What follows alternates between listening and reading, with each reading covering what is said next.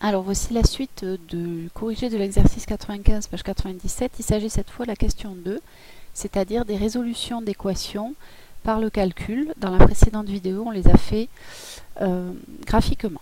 Alors, cette fois, on donne les expressions des deux fonctions qui sont ici, f de x et g de x, et il faut essayer de résoudre toutes les équations qui sont de la question 1, mais cette fois par le calcul. Alors, pour la première c'était f de x égale moins 5. Pour résoudre f de x égale moins 5, je vous rappelle, pour l'instant, la seule solution, c'est de se ramener à une équation produit nul.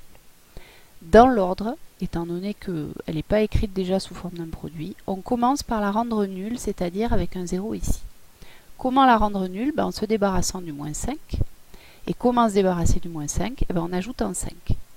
Donc on commence par ajouter 5, par contre évidemment on est obligé de le faire des deux côtés, sinon c'est plus une équation, il n'y a plus d'égalité. Donc on rajoute 5 de chaque côté et on se retrouve à gauche avec x carré plus 2x, ce moins 5 s'en va avec le plus 5, et ce moins 5 s'en va avec le plus 5 égale 0. Déjà là on est content, on a obtenu une équation nulle, c'est un premier pas. Il nous reste à obtenir une équation produit. Comment faire pour obtenir un produit? Cette expression, elle est sous forme développée parce qu'ici on a un plus, il suffit maintenant de la factoriser. Et pour la factoriser, ici il n'y a pas besoin d'identité remarquable, il suffit de reconnaître un facteur commun. Ici, il y a x, ici aussi. Et donc, on peut le factoriser sous la forme x facteur de x plus 2. En effet, si on développe, x fois x, ça va nous donner x carré, plus x fois 2, ça va bien nous donner le 2x. Ah, et cette fois maintenant, on a une équation produit nul. Donc, on va pouvoir sortir notre petite propriété qui est ici. Un produit est nul si et seulement si un de ses facteurs est nul. Et ça nous donne donc deux possibilités. Soit le premier facteur, x est égal à 0, soit c'est le deuxième, x plus 2, qui vaut 0. Et donc, pour résoudre à la deuxième, bon, la première, il n'y a rien à résoudre, ça donne x égale 0.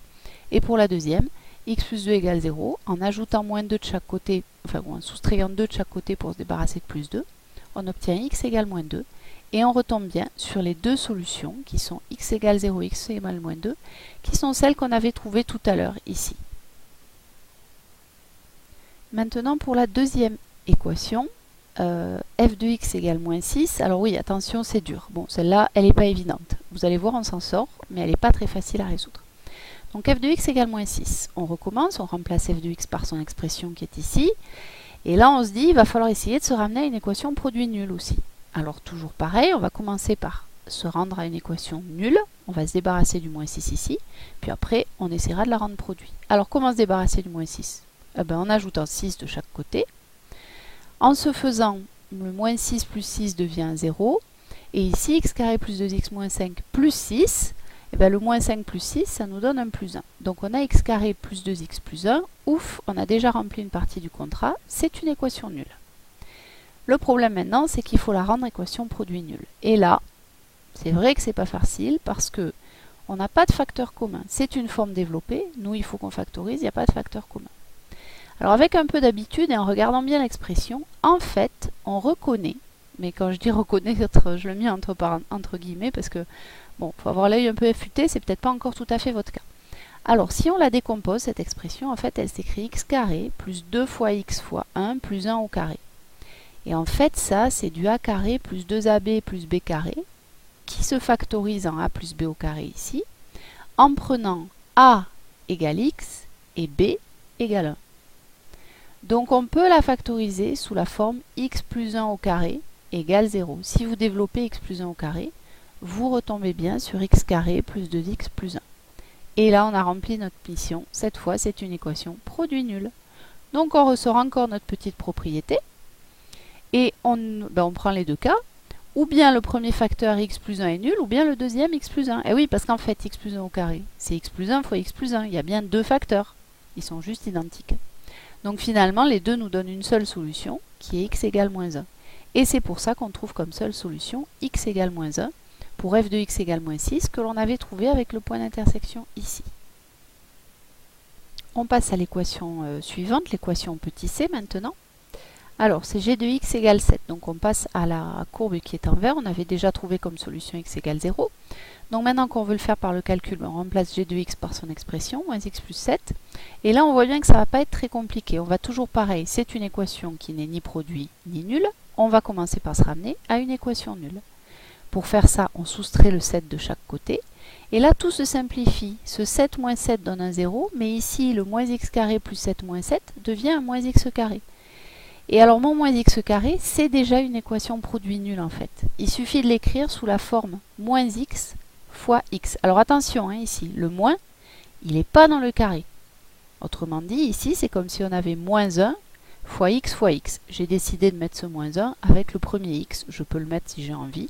Je peux changer l'ordre des termes dans une multiplication. Et là, on reconnaît bien une équation produit nul avec toujours pareil notre petite propriété qu'on aime bien et qui nous dit, le premier facteur, c'est moins x égale 0 et le deuxième, c'est x égale 0. Et en fait, c'est la même chose parce qu'un nombre où son opposé soit égal à 0, il n'y a qu'une possibilité, c'est que x soit égal à 0 lui-même. Et donc, on obtient comme seule solution x égale 0, qui était bien celle qu'on avait trouvée tout à l'heure par résolution graphique. L'équation suivante, il s'agit de g de x égale 8. Alors, on remplace tout à l'heure, on n'avait trouvé aucune solution. Souvenez-vous, il n'y avait pas d'intersection entre la droite horizontale passant par 8 et la courbe représentative de la fonction g en vert. Donc, on remplace g de x par son expression. Moins x carré plus 7 égale 8. Toujours la même stratégie, c'est une équation qui n'est ni produit ni nulle. On va d'abord la rendre nulle et on essaiera ensuite de la rendre produit si on peut factoriser. Pour se débarrasser du 8 qu'on a ici, on soustrait 8 de chaque côté.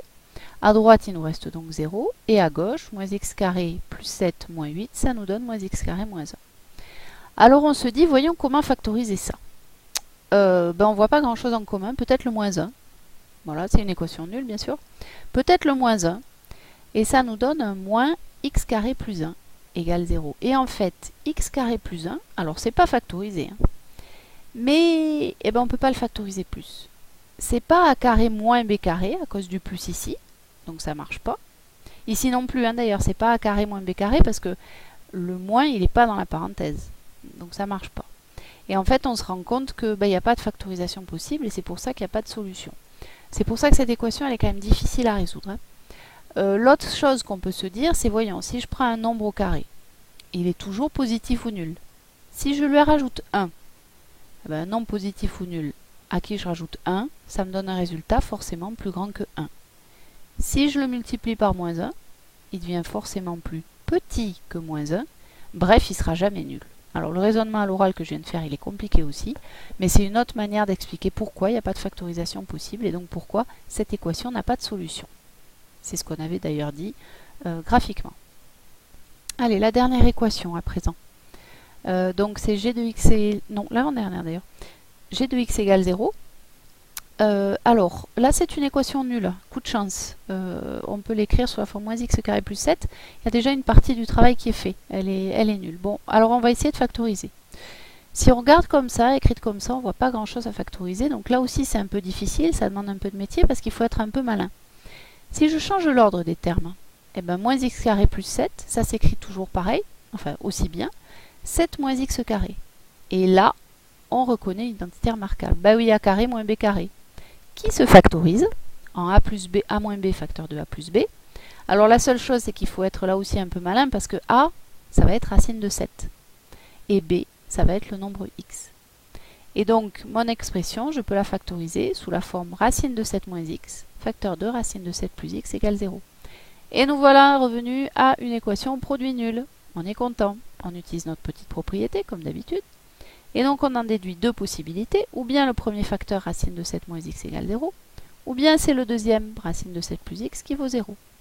Dans le premier cas, alors, au lieu de se débarrasser du racine de 7, ici, de le mettre à droite, j'ai préféré me débarrasser du x en rajoutant x de chaque côté, et comme ça on fait apparaître x égale racine de 7. Attention quand vous bidouillez, si jamais vous bidouillez en amenant le racine de 7 de l'autre côté, c'est possible, mais ici vous aurez un moins x, hein. Le moins ici, n'oubliez pas qu'en fait c'était comme si c'était plus moins x, et donc vous restez avec un moins x ici. Ou alors racine de 7 plus x égale 0, et dans ce cas-là on soustrait racine de 7 de chaque côté, et on obtient nos deux solutions. Et alors, est-ce qu'on retombe sur nos pieds par rapport à tout à l'heure? Oui, parce que si on regarde racine de 7, c'est à peu près 2,7, 2,8, et moins racine de 7, c'est l'opposé. Et donc, c'est bien ce qu'on avait trouvé tout à l'heure. Allez, cette fois, c'est pour de vrai, c'est la dernière, c'est résoudre f de x égale g de x, et là, vous allez voir que ça va vite s'arrêter. Donc, je remplace f de x et g de x par leurs expressions, Et là, je me rends compte que c'est quand même moins facile, toujours pareil, hein, il faut que je me ramène à une équation produit nul. Alors elle n'est pas nulle, et en plus ici en second terme, en second membre, j'ai même pas le 7 tout seul, j'ai un moins x carré plus 7. Donc toujours pareil, je vais commencer par essayer de me ramener à une équation nulle. En faisant quoi? Eh bien d'abord je vais me débarrasser du 7, en soustrayant 7 de chaque côté. Donc il me reste x carré moins 2x moins 12, parce que moins 5 moins 7 ça fait moins 12, égale moins x carré. Et maintenant dans le deuxième temps, je vais me débarrasser du moins x carré, en additionnant x carré de chaque côté. Et donc si je rassemble tout, ici mon moins x carré va disparaître, et là je vais avoir un 2x carré plus x carré. Donc j'ai du 2x carré plus 2x moins 12 égale 0. C'est une équation nulle. Ouf, première partie. Le problème c'est que vous ne savez pas encore factoriser. Donc on ne peut pas la résoudre. Alors elle a des solutions, hein, puisqu'on en a trouvé deux tout à l'heure, moins 3 et 2. Mais pour l'instant, si on ne vous donne pas la forme factorisée, et là on ne vous la donne pas, ben vous êtes coincé, vous ne pouvez pas la résoudre. Donc voilà celle qu'on ne peut pas résoudre, la E qui était compliquée et la F. Voilà pour cet exercice.